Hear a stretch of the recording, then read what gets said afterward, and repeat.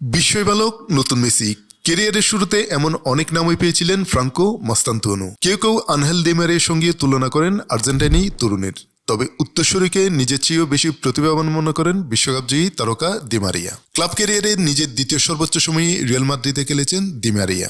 Spanish এই ক্লাবেই গত বছর 4.5 কোটি ইউরো ট্রান্সফার ফিতে যোগ দেন মাস্তান্তোনো। তার সঙ্গে 6 বছরের চুক্তি করে রিয়াল মাদ্রিদ।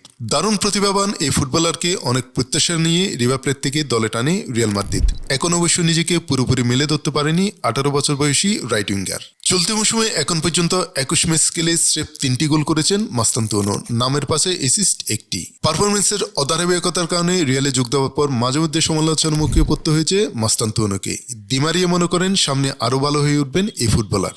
স্পেনের ক্রীড়া পত্রিকা এসকেকে দেওয়া সাক্ষাৎকারে নিজের সাফল্যমণ্ডিত ক্যারিয়ারে নানা দিক ও সময় নিয়ে কথা বলেন ডি মারিয়া। সেখানে এক পর্যায়ে মাস্তান্তোনোকে নিয়ে নিজের ভাবনা তুলে ধরেন তিনি।